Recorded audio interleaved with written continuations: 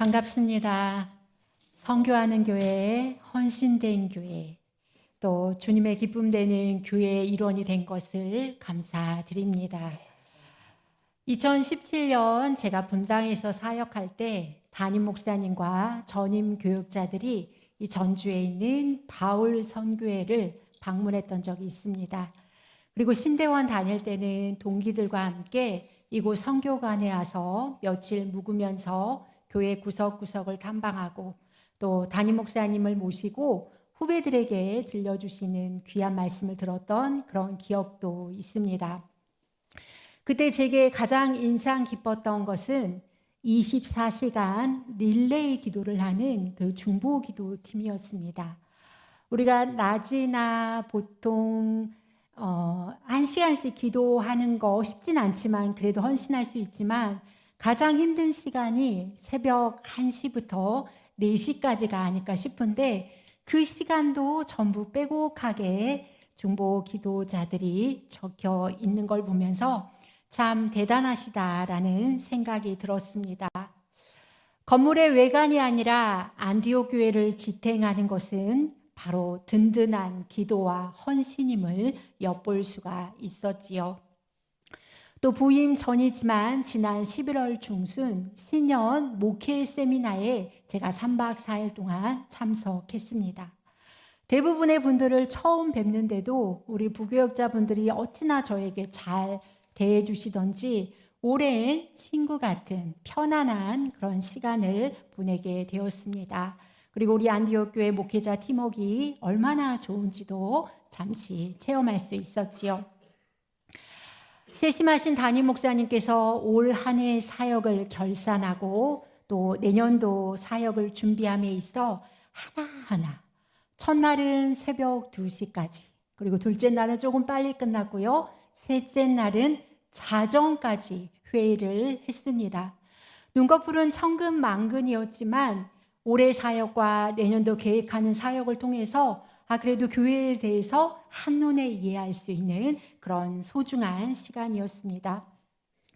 무엇보다 저를 놀라게 했던 것은 새 성전 설계도를 펼치시고 그 공간 하나하나를 설명하시는 담임 목사님을 보면서 목사님께서 진짜 세심하시구나라는 생각이 들면서 한편으로는 앞으로 펼쳐질 사역이 굉장히 빡세겠구나라는 그런 생각, 염려 반, 기대 반이 들었습니다. 오늘 본문 1절과 2절 말씀을 보면 시편 저자, 즉 다윗이 처했던 상황을 알 수가 있습니다. 다윗은 부르짖으며 하나님께 기도했지요. 우리가 어느 때 이렇게 부르짖으며 기도합니까? 방금 채아와 같은 경우 예기치 않은 사건, 사고 앞에서 우리는 주님께 부르짖을 수밖에 없습니다. 주님, 저 죽겠습니다. 저 좀 살려주세요. 어떻게 좀 해주세요. 라는 그런 상황이 펼쳐졌을 때 우리는 주님께 부르짖게 되지요. 건강검진을 받았는데 갑자기 말기암이라는 그런 진단을 받았을 때 우리의 가슴은 덜컹 내려앉지요. 또 잘 나가던 사업에 위기를 만났을 때, 그리고 자녀가 사고를 쳤을 때, 특별히 한국 부모님이라면 고3 자녀를 두었을 때 최소 1년 이상은 마음 졸이며 하나님께 간절하게 기도하게 되지요. 아무튼 파란만장한 우리의 삶 가운데 큰 일을 만나면 우리는 부르짖지 않을 수가 없습니다. 반백년을 살아온 제 삶 가운데도 이렇게 주님께 부르짖은 적이 종종 있습니다. 평소에 묵상 기도나 읊조리며 기도를 하나 발등에 불이 떨어지면 긴박한 상황 앞에서 주의 이름을 부르며 큰 소리로 부르짖게 되지요. 누가 뜯어말려도 미친 사람처럼 통곡하며 주님을 부르게 됩니다. 주님만이 그 일을 하실 수 있으시니까요. 다윗도 그렇게 삶의 긴박한 상황 가운데 주님께 부르짖었고 하나님으로부터 간절한 기도의 응답을 받았습니다. 말씀을 보면 기다리고 기다렸더니 라는 표현을 통해서 그가 얼마나 오랫동안 기도했고 또 얼마나 간절히 하나님의 도우심을 구했는지 우리는 짐작해 볼 수 있습니다. 하나님은 항상 늘 우리의 기도를 듣고 계십니다. 우리가 간구하는 바를 들으시고 그 기도에 응답하시고자 하시지요. 주님은 결코 우리의 기도를 외면하지 않으십니다. 그런데 내가 원한다고 주시는 게 아니라 주님의 때가 되어야 그 응답이 이루어집니다. 부모가 자녀를 포기할 수 있나요? 부모는 결코 자녀를 포기할 수 없지요. 우리 하나님 아버지도 마찬가지입니다. 결코 우리를 포기하지 않으십니다. 따라서 우리가 포기하지 않으면 주님의 응답은 반드시 이루어진다라는 것이지요. 다윗이 처한 상황이 얼마나 심각했는지 알 수 있습니다. 2절을 보니까 기가 막힐 웅덩이와 수렁에서 끌어올리셨다고 나옵니다. 여러분은 이런 경험을 해보신 적이 있으십니까? 도저히 앞이 보이지 않는 상황, 내 힘으로 어찌할 수 없는 상황, 나 홀로 외로이 버려진 상황에 처한 듯한 그런 절박한 상황 말입니다. 제 삶 가운데도 그런 적이 몇 번 있었는데요. 오늘 다 그 보따리를 풀어놓을 수는 없고 기대하시라 개봉박두. 때가 되면 보따리를 풀도록 하겠습니다. 다윗은 그런 고난의 경험을 너무도 많이 하였습니다. 다윗이 악령이 든 사울 앞에서 수금을 켜고 있는데 사울이 창을 던지지요. 창에 맞아 죽을 뻔했습니다. 그리고 사울의 시기심 때문에 다윗은 늘 쫓겨다녔어요. 사울이 병사를 풀어서 이잡듯이 다윗을 찾아다녔지요.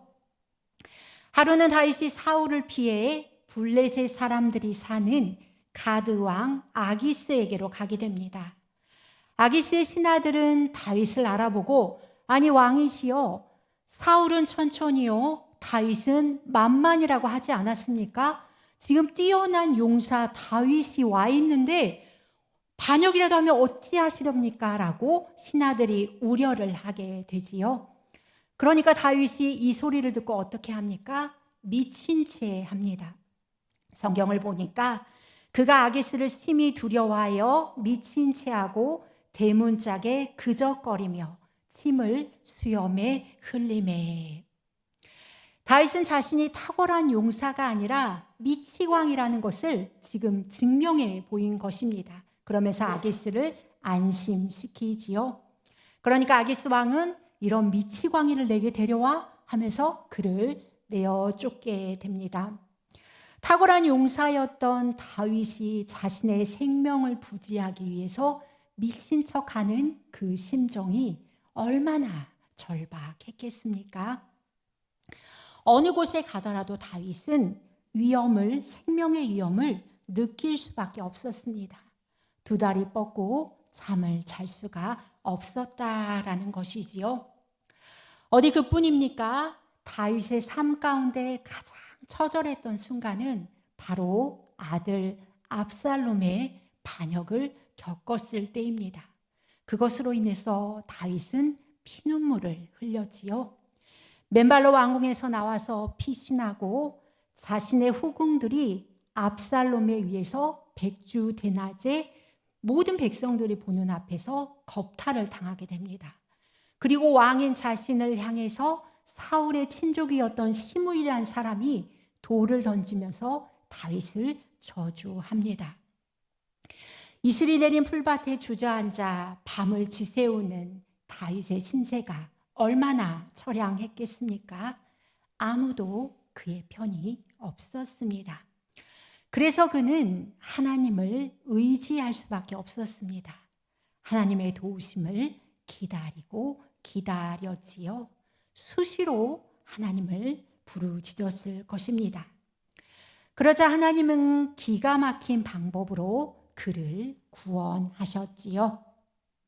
이런 하나님을 다윗은 찬양할 수밖에 없었습니다. 그의 전 존재로 하나님을 예배하고 높일 수밖에 없었던 것이지요.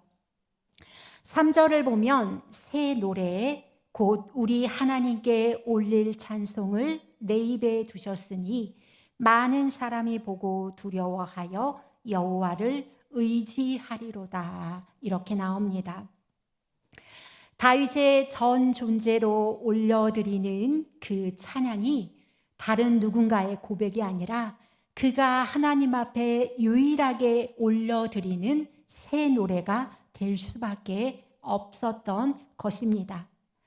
다윗이 경험한 그 처절했던 고난과 고통, 그 후에 그가 부르는 찬양은 새롭고 온전하며 벅찬 감격의 찬양이 될 수밖에 없었다라는 것이지요. 다윗의 간증을 들으면 당연히 우리는 그를 구원하신 하나님을 경외할 수밖에 없습니다. 사자와 곰, 맹수의 손에서 건져주시고 그리고 사울의 손에서 또 원수들의 손에서 건져주신 하나님의 그 능력을 다윗은 찬양하지 않을 수 없었다라는 것이지요. 그리고 오늘 헌신 예배를 드리는 우리 남성 선교 합창단 여러분 역시 여러분의 노래가 새 노래로 주님께 올려졌으리라 믿습니다. 사랑하는 성도 여러분, 여러분의 삶 가운데 하나님이 행하신 일로 인해 가슴 벅찬 일들이 있으시지요? 우리의 간증으로 무사람들이 주님께 돌아오는 놀라운 일들이 흥왕하게 일어나기를 주님의 이름으로 축복합니다. 하나님의 도우심과 크고 작은 기적의 역사는 지금도 계속되고 있습니다. 5절 말씀을 보면 여호와 나의 하나님이여 주께서 행하신 기적이 많고 우리를 향하신 주의 생각도 많아 누구도 주와 견줄 수가 없나이다. 내가 널리 알려 말하고자 하나 너무 많아 그 수를 셀 수도 없나이다. 여러분도 주님께 받은 복, 또 위험에서 건져주신 놀라운 경험을 떠올려 보시고 주님께 영광 돌리시기 바랍니다. 그리고 일상에서 일어난 소소한 일들로 인해서도 감사하고 기뻐하시기 바랍니다. 우리의 기억은 쉬 사라짐으로 기록해 두는 것도 아주 중요하겠지요. 그런데 오늘 본문에서 6절부터 보면 분위기가 좀 바뀌는 것을 알 수가 있습니다.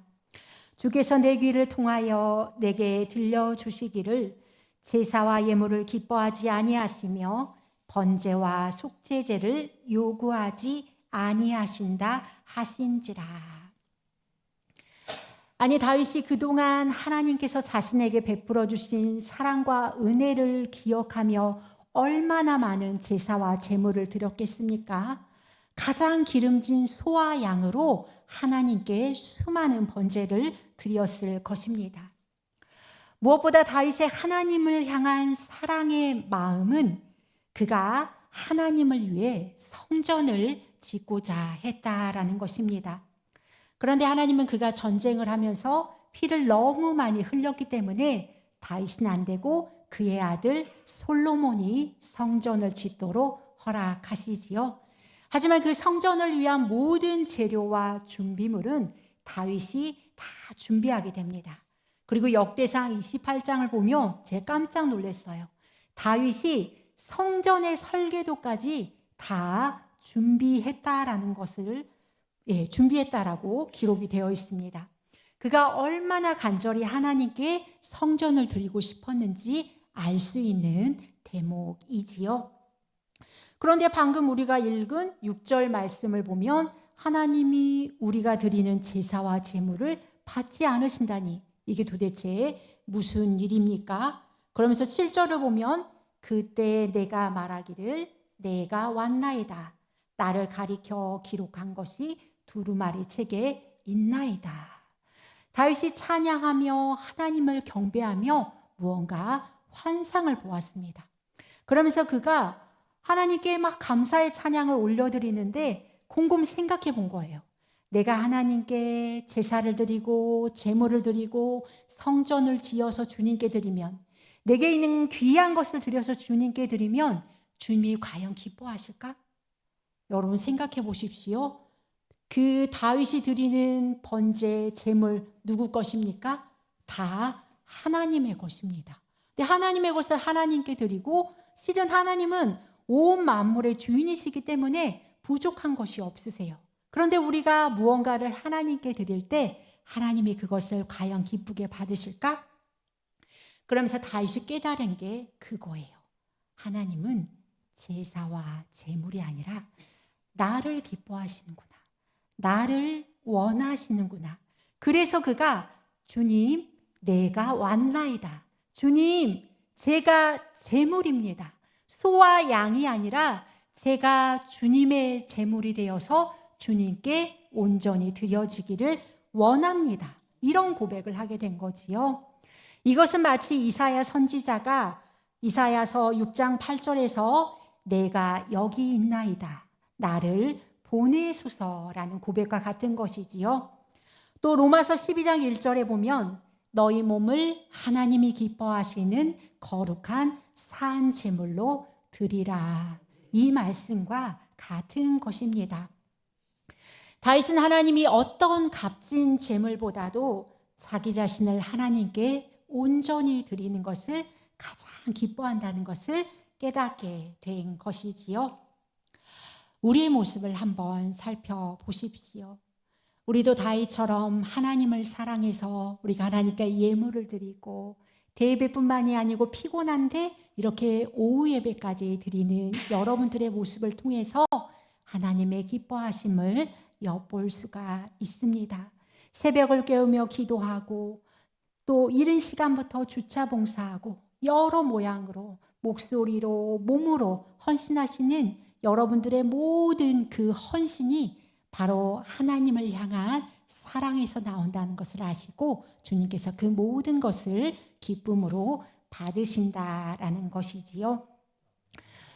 오늘 다윗의 고백은 히브리서 10장 5절을 보면 이렇게 나옵니다. 하나님이 제사와 예물을 원하지 아니하시고 오직 나를 위하여 한 몸을 예비하셨도다. 예비하신 한 몸, 바로 예수 그리스도를 말씀하지요.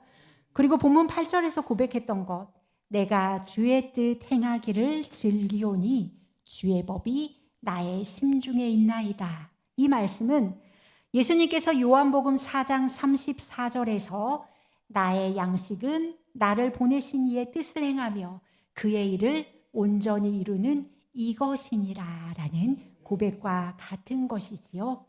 내가 온전한 제물이 되어서 하나님께 드리는 것, 그리고 하나님이 말씀하실 때 내 주님하고 순종하는 것, 이 모든 것이 하나님의 뜻을 행하는 것이라고 할 수가 있겠습니다.